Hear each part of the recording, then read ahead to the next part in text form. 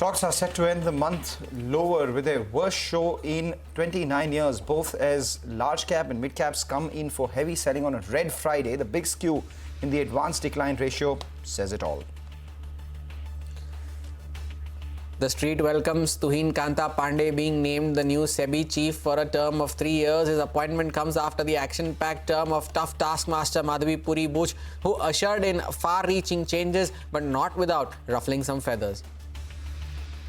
Coal India has said that it will levy a charge of rupees 300 per ton on coal from northern coal fields from May 1, leading to an accretion of nearly 3,900 crore. The stock gains on an expected profit boost.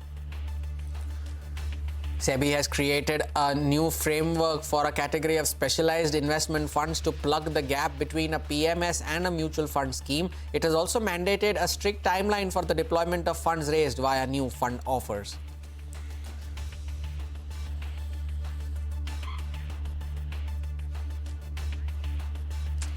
Good afternoon. You're with us here on Halftime Report, live from the CNBC-TV18 Motilal Oswal studios. I am Hormuz Fatakia. With me is Mangalam Malu. Mangalam, good afternoon. It's not the most ideal start to a new series, what the bulls were anticipating. A deep screen of red, as you can see, the lowest point of the day for the index and particularly for the broader markets as well. You know, when it's one of those things where you ask, how did the market fall after 5 months of it declining? You say it started slowly and then suddenly, because it's not as big until it becomes very big. That's exactly what has happened in the last 5 months. We've lost 3,700 points on the Nifty, and that 3,700 point accounts for nearly 15% of the cut out there. So it started out as a bit of a pond of red, and then maybe a river of red has now turned into a sea of red, and perhaps as we stare at the March series, the ocean of red as well. So that's where, the weakness is. The Nifty is down 15%, the mid-cap index down 21%, the small-cap index down 25% from all-time highs. And if you look at some of the indices as well, the IT stocks are the ones which have dragged the frontline index lower, down 19%. The Nifty Bank, yes, it's down 10%, but it's actually not the bad buy of this fall. It's actually the metals and the IT pack. And then you had the ones which had rallied the most. You had the PSC, or the Public Sector Enterprises, and the Realty Index. Both of them down about 30% each itself. And as things stand today, are things any better? Seems like no, because we have, around 78 stocks in upper circuit, and none of them belong to the investable category, so to say. Lower circuit, 361 stocks. You look at the upper circuit, lower circuit summary, you look at the 52-week high-low summary as well. You know that popular meme on the internet saying that the stocks that I bought at 52-week low are now at 104-week low? Well, look at that. You have 724 stocks at a 52-week low. And among the stocks which are at a 52-week high, again, none of them belong to the A-B category. They're all ZXM category itself. Names like Tata Motors, they've halved from the top. Trent, which has seen a stellar run, 40% down from the top. And Bajaj Auto itself is down 40% from the top. And remember, the decline from the top and the rally back up is not always the same. On a percentage basis, stocks which have halved from the top, for you to reach break-even point, actually have to double from current levels. So those are, the visibilities that we'll have to look for. And these are the stocks like Adani, Green, Whirlpool. They'll have to triple from current levels only to get to your purchase price if you bought it at the top. And then you had some of these high flyers from the new age businesses, the IPOs, etc. as well. Ola Electric down 64%. You have Swiggy from its IPO price, post-listing highs down 61%.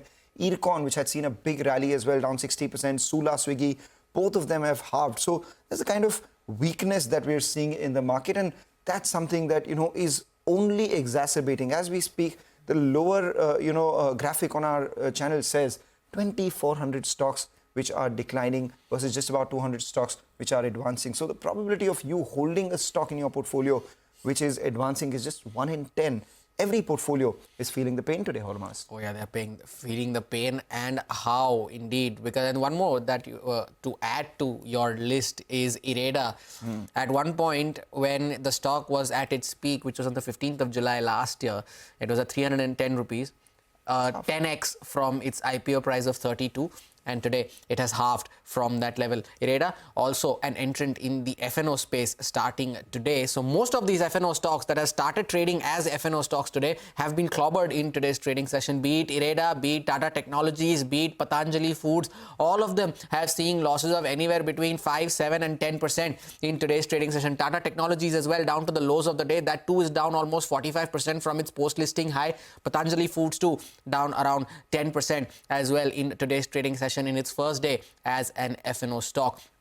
But an interesting note that came in earlier this morning was from Chris Wood of Jefferies, and he also spoke about this correction in the stock market. But before I get to that, he mentioned some of his portfolio changes that he is going to be making. First off, in the India portfolio, where he's going to be introducing an investment in Interglobe Aviation with a 4% weightage. That is one of the stocks that is bucking the trend in today's session, 0.7% higher. But you would take that when stocks are falling 7, 8, 10%, you would take a 0.7% gain. And that investment will be financed by removing the investment in Coal India, which is also incidentally one of the gainers in today's trading session, and cutting the investment in Thermax by a percentage point as well. So that's about the India portfolio. Now for the global portfolio, he's going to be increasing his weightage in Alibaba by 1 percentage point, and that will be financed by trimming the weightage in ICICI Bank by a similar quantum. So these are the portfolio changes that Chris Wood talks about. Now, on the fall, he says the one big thing that he mentions is that this is due to technical factors,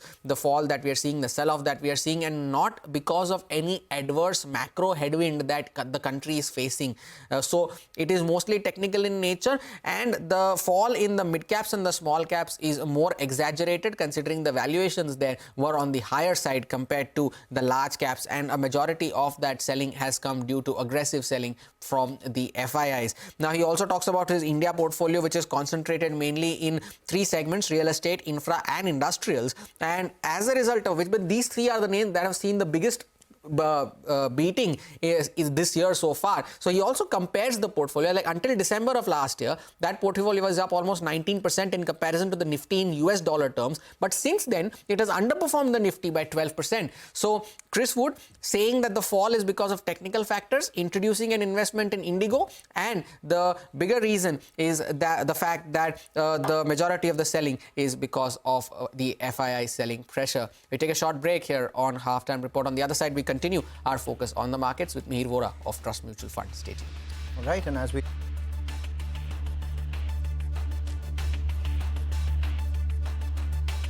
to do is that we have to, also talk about the CNBC TV18 app. In case you're missing all these conversations that we're having about the markets and the way the markets are poised, what happens to your portfolio next, what is the best course of action for your financials, all the real-time updates that you get in, breaking news, in-depth articles, financial world updates, all of them at your fingertips on the new CNBC TV18 app. If you can't download it or find it on either the Apple Store or the Google Play Store, you should be able to. In case you can't, just put on your camera right now and scan this QR code. You'll be redirected to a link that will take you to the all-new app of CNBC TV18 as we speak. All indices in a deep shade of red, 3% lower for the mid-cap index. Take that break. Mihir Vora waiting on the other side for us.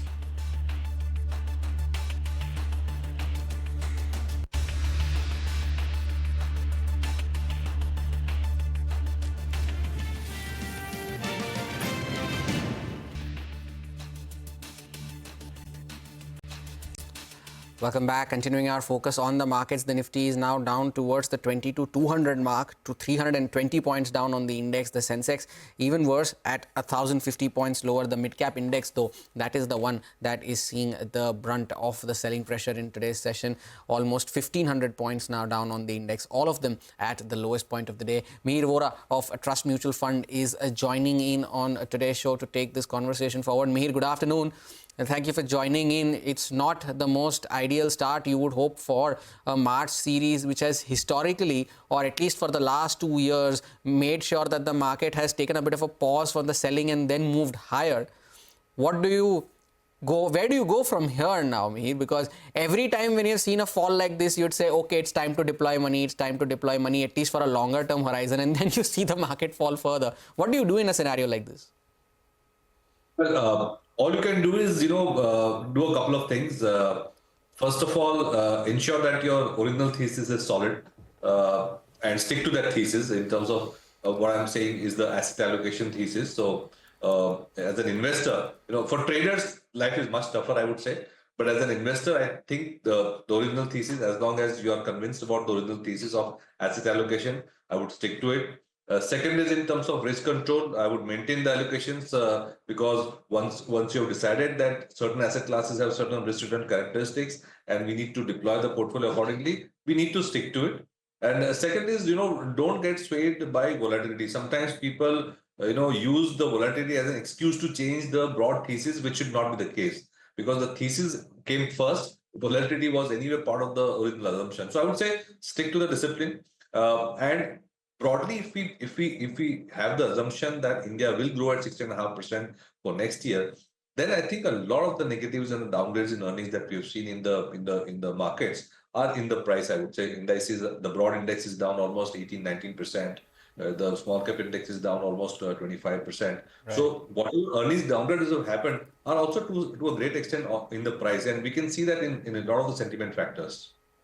You spoke about these sentiment factors as well. I was looking at some of your social media posts, Mihir, and you said that there is extreme fear, extreme pessimism on the street, with only 14% of the stocks actually being above the 200-day moving average in a broader index. And similar is the case for all the other indices that you've been tracking, the small and mid-cap indices as well.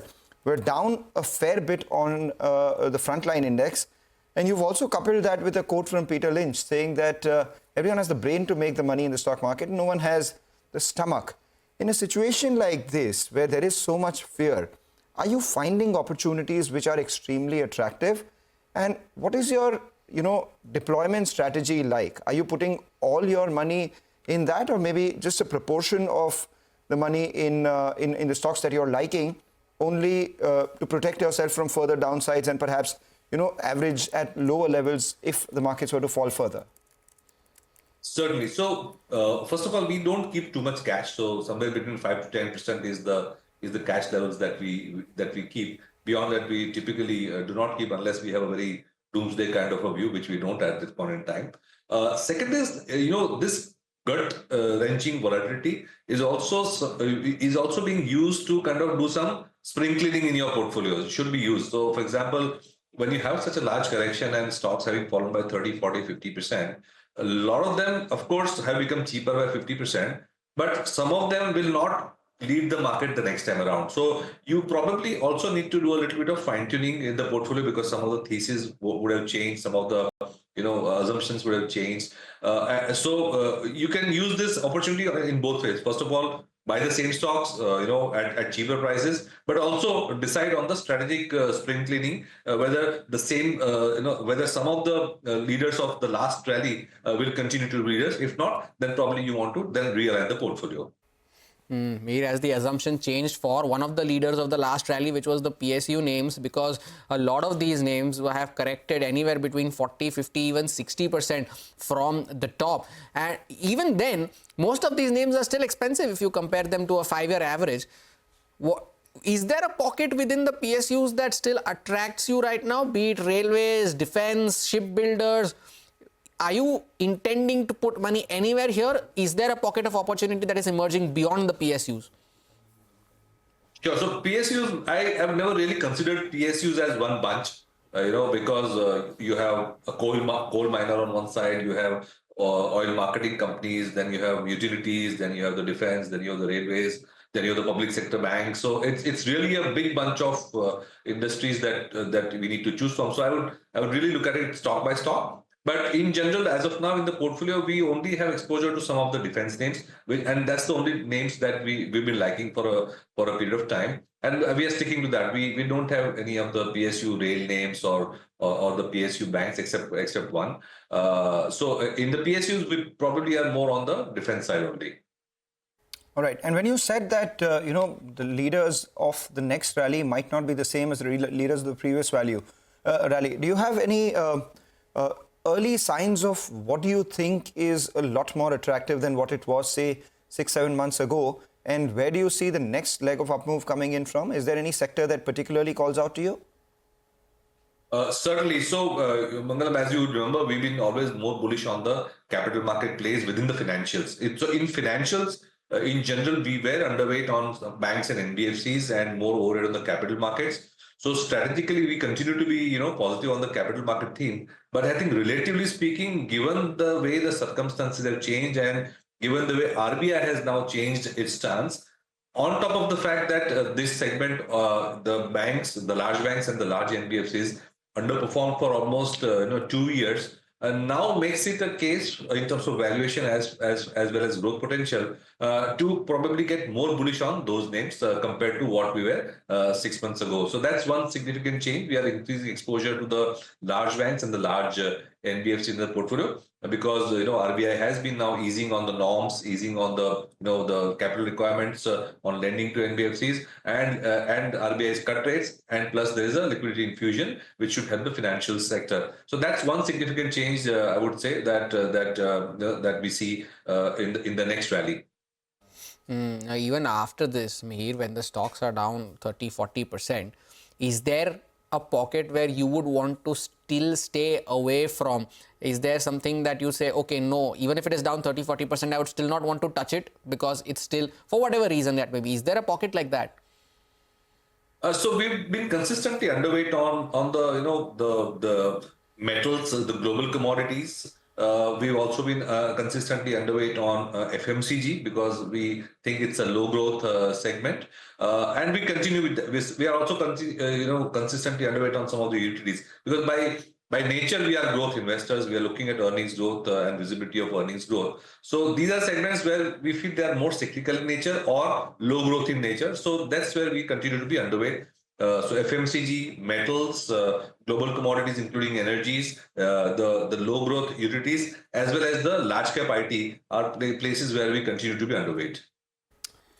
All right, we take that point, Mir. Thank you so much for joining in, and hopefully, when we next speak, there would be some of this pessimism and fear which would be out of the market, and maybe gentlemen like you and some of your investors would have made money by making the best of this fearful scenario by deploying capital in places where you think there is value and growth opportunities from current levels as well. So that's the fundamental medium to long-term sort of view coming in for the market. What we'll do is take a short break. On the other side, we'll tell you what trading strategies in the very near term could be as well, whether they're on the long side or the short side. Ajit Mishra joins in.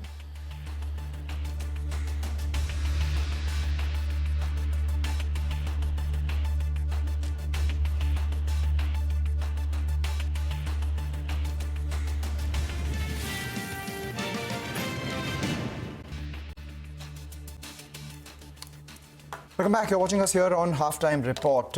Usually we talk about the FNO setup at midday, but this is also the start of a new series, and what a weak start it has been for bulls, and conversely a strong start for the bears where this bear run continues. The mid-cap index is actually now down 3%, but the IT index has been down 4%. The Nifty itself is down by a triple century mark, 300 points lower for the Nifty, 1,000 points lower for the Sensex. The Nifty Bank is actually doing a lot better by falling just about 0.5%.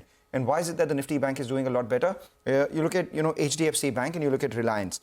Reliance is actually holding on one end, and HDFC Bank is the other one, which has actually moved to the high point of trade. So Reliance is just about at the flat line, mildly in the green. HDFC Bank has moved to the high point of trade. That explains why Nifty Bank is not falling as much as the other frontline indices. If you look at the last few March series, what has really happened in the March series is that history tells you if February saw a big decline or any decline, March followed it up with some of the gains. So, last few March series come up for you. Of the 4 series data that we have, 2 of them saw big moves on the upside and 2 of them saw big moves on the downside. But remember, the ones which saw a big move on the upside were preceded by losses in February itself. And did we see losses in the February series? Oh yes, 705 points shaved off in the February series.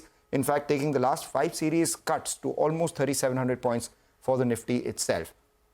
The FIIs, they've been massively short on index futures. They started Jan series with 18%, we saw a cut. They started Feb with 11%, we saw a big cut. They're starting March with 16%. So for how long does this go on? At what point does this shorting by the FIIs actually unwind? Because if that was to happen, that would provide a big boost to the frontline indices itself. 22,300 call is extremely active as we speak, and this is the call that expires next week. So maybe on the way up, 22,400 could be a bit of a resistance. That was the street is playing for. And at the lower levels, as the market falls, the closest psychologically important level is the 22,000 mark, and 22,000 put writers are still hoping that maybe this is a mark that will sustain after a big dropping that we've seen all the way up from 26,000 over the last 5 months. What are the key triggers for the March series? Remember, FII flows is something that we'll most definitely keep an eye out on. First half of March, maybe a lot of tax loss harvesting would mean some of the profits would be or losses would be booked in a lot of the stocks. NAV propping in the second half by mutual funds is something that may support some of the stocks. So those are important triggers. But more importantly, I'll be looking at high frequency domestic data to measure whether the economy is recovering or not. Earnings were weak over the last couple of quarters, but high frequency domestic data, Sudarshan will talk about auto sales, etc. soon. That's something we'll watch out for. From a global standpoint, keep an eye out on the US Fed meet outcome on March 19th. And then geopolitical news, global developments, tariffs, all of that will be important to track in the March series itself for March. Indeed, it's a very important series that lies ahead of us, and it's not been a very good start at all. But Ajit Mishra of Religare Broking is joining us on the show now. Ajit, good afternoon. Thank you for joining in. A few days ago, we were talking of 22,800 being this decisive support level for the index. That's no longer around. Then we went to 22,500. That's no longer around either. What next for the index? Now, where do you see a floor, at least for now? And couple that up with your stock recommendations as well. Yeah, good afternoon. So yes, you were right that on every occasion we feel that this is this, and now we are set for the recovery. We are in the entering into the 6th month of decline. This month so far we have lost around 5.5%. Finally, we believe that there are certain factors basically which are pointing towards 22,000 being the critical area for the next week and probably in the coming week as well. Because if you will see that the overall decline or the kind of advance that we had from 15,000 levels to the record highs, 38% coincides with that area. Then we have trendline support. Weekly 100 days of exponential moving average also coincide with the same level. So I believe that 22,000 is going to be the next major area to look forward to when it comes to the index. But having said that, stock specific is something that one should continue with because we are still seeing certain pockets holding well, banking, financials, selectively in the metal pack as well. So one should plan their trades accordingly. And today we'll have again a same sort of approach, maintain long and short both. So Indigo is one name wherein we are seeing a symmetrical triangle formation. The stock is still holding strong above all its major averages and looks set for a breakout from that pattern as well. So 4,700 is what we are eyeing in Indigo. With stop at 43.70, one can go long. And at the short side, the BEL, wherein we are seeing a breakout attempt failure or a recovery attempt failure. And probably 234 is something that the stock might test in days to come. So here one can go short with 253 as a stop loss. All right, we take that point. Thank you, Ajit, for joining in and giving us your views on individual stocks as well as the indices. With that, we'll step into a short break, come back, getting more on the markets and a lot of stock-specific action. All the indices in focus, a lot of stocks in focus, and a lot of individual stocks hitting fresh lows.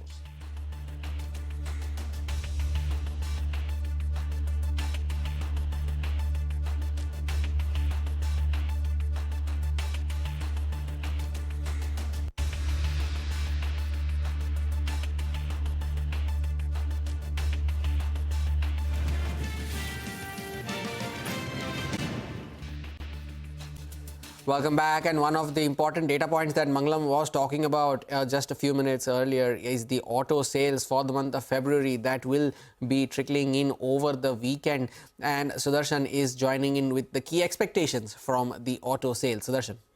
So before I talk about the wholesale estimates, the retail sales for the month of February were weakest in last few years if you exclude September 2024 data, which was weak due to festive data change. All the major segments have seen a decline in double digits. PV retail sales were down 14%, two-wheelers have seen a fall of 12%, and even M&HCVs were down 11%. As far as wholesale expectations are concerned, we are expecting a muted sales for majority of the companies, and Nomura expects PV wholesales in February to rise 2% year-on-year. Two-wheeler industry wholesales may see a fall of 6%. M&HCV wholesales are likely to see a fall of 8%. One segment that might do better is the tractor segment, and for which wholesales may see an increase of 11% year-on-year. Now talking about the company specific, in the two-wheeler segment, Bajaj Auto sales are seen rising 4%, Hero Motor sales may see a fall of 6%, TVS Motor sales may see a jump of 6%, and Eicher Motors may see a jump of more than 15%. In the four-wheeler segment, Maruti Suzuki sales may see an increase of 4%, M&M Auto Sales may rise 12%, Tata Motor Sales may see a fall of 4%, and Ashok Leyland Sales may see maybe a flat or see an increase of 1%. And in the tractor segment, one company, that is M&M Tractor, for which wholesales may see an increase of 12%. So overall trend, it remains a concern on both front, retail as well as the wholesales. And if you look at it as a whole, the trend remains muted for the auto sector. All right, we take that point. Trend remains muted for the auto sector. Sudarshan, we were hoping for you to bring us some exciting news of signs of recovery, but turns out maybe the street is not expecting that to happen. We'll do something. We'll take a short break, get you exclusive, chat with the management of DLF malls on their expansion plans, and maybe get in a dipstick on how consumption is doing at malls as well. This comes in from the Retailers Association of India, the exhibition that happened yesterday.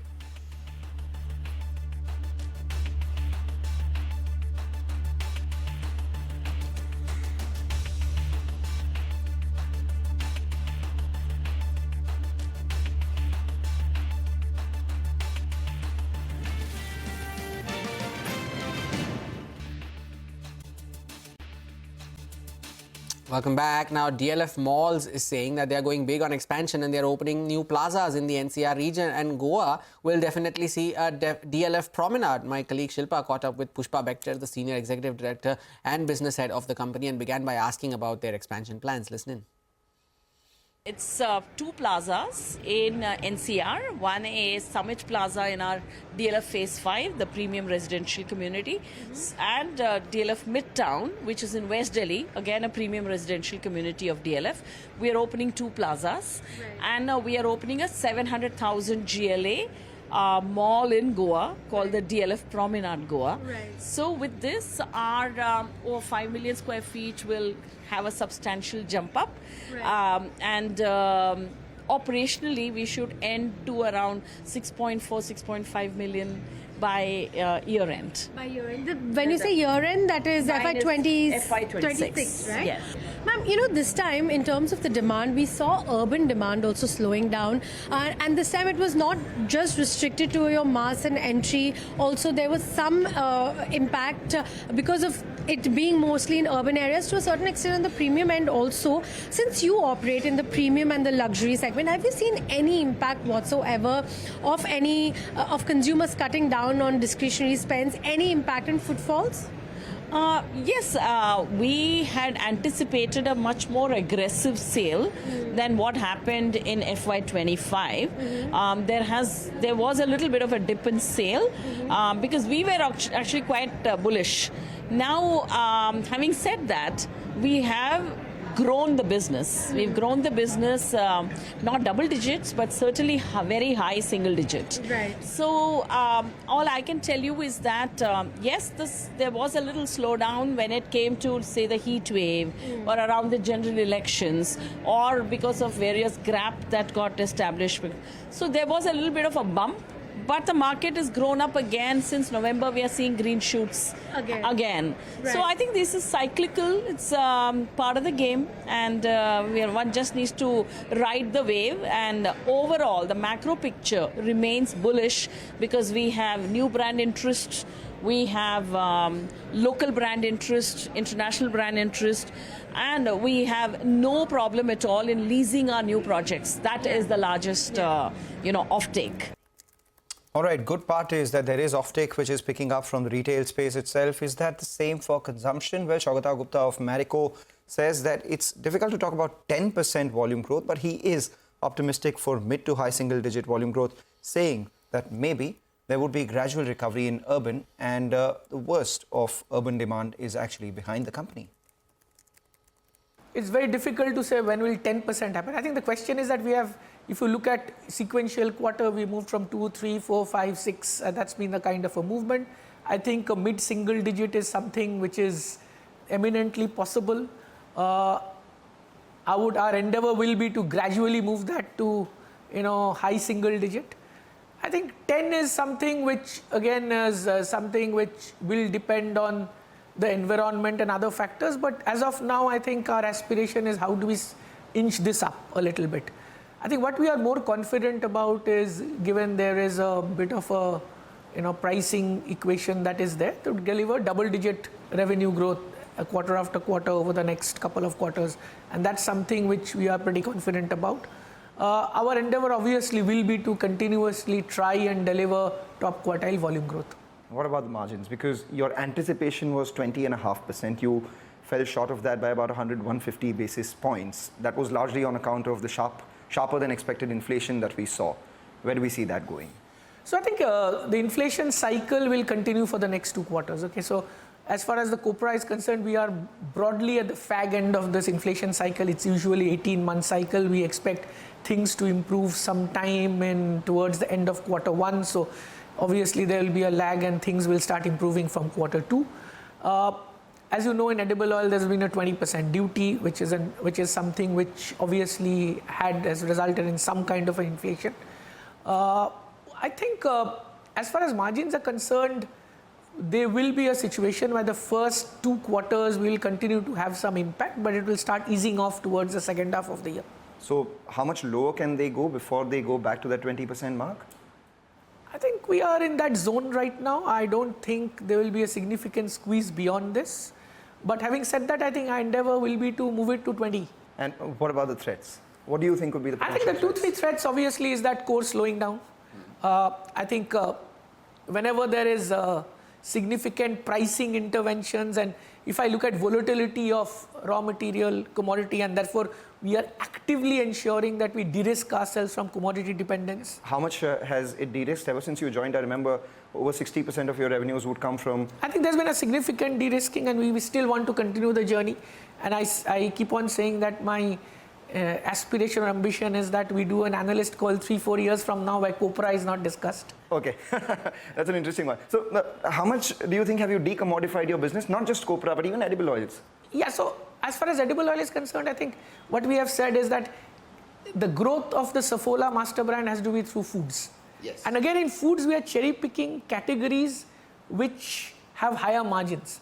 I mean, there's always a temptation to get into things like rice, pulses, and spices and all, which will give me quick growth. Yes. But we have resisted the temptation to do that, because I think one of the things we said that a food business, it should be far more margin accretive. And maybe 3 years from now, food will be bigger than edible oil in the Saffola. 50-50 was your target, I remember. Where does that number stand right now? It's still around 30-70, 35-65, it hovers around that. But it should be 50-50 very soon. And maybe 3 years from now, we should be a higher food business, All right, Marico wants to decommodify their business, but that sets us up for the commodity segment on the other side of this short break. Before we do that, just keep an eye on the market. 22,200 has been gone on the Nifty as well, down 370 points. It's below 22,200. From the highs, it's a 276-point decline. Remember, the market opened with a cut of 100 points already. So big cut.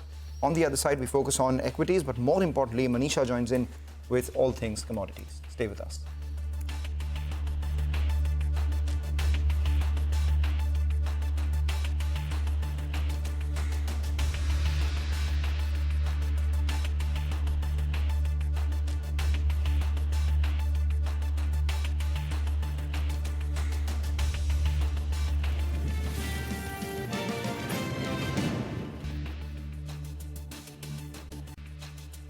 There's a swift decline in the market right now. And now it's the Nifty Bank which is actually falling as well. So when we had the markets, falling a little bit, the Nifty Bank was falling about 0.5%. Now there's a big decline in the Nifty Bank. So pull up something like an HDFC Bank to see whether that's holding up. Yes, that is holding up with the gain. So what is it that has started to see a bit of a sell-off? You have ICICI Bank. That's the key culprit on the Nifty Bank right now. The top contributor on the downside, 180 points on the way down is what the ICICI Bank stock is contributing. The intraday chart of ICICI Bank tells you the story of why the Nifty Bank too, which was earlier supporting, is now falling a lot more. And with that, the Nifty is at 22,150. A big cut is what we're seeing. But let's get in, all things commodities as well, because there is a lot of geopolitical uncertainty. Manisha Gupta spoke with John Reed of the World Gold Council to find out if he still remains bullish on gold, given the sort of global uncertainty. I think gold's done a lot of work this year. I mean, I think when we put out our outlook in December, we were expecting gold to have a positive year. Nowhere near as positive as we saw in 2024 when it delivered 26% in US dollar terms. And already this year it's done pretty well. So I think investors should be pleased about the performance of gold. And, it's showing signs now in the short term potentially of a bit of correction. So I'm sure that 3,000 will trade at some point this year. Quite when, difficult to say. But I don't think investors should be looking for the same sort of gains that they saw last year in gold. And they need to temper their optimism, I think, to a degree. John, the COMEX holdings has been one talking point where we saw gold being brought into New York from UK and various other countries as well, but majorly UK. Has that changed the kind of balance that we've seen in physical gold in many, many years around the world?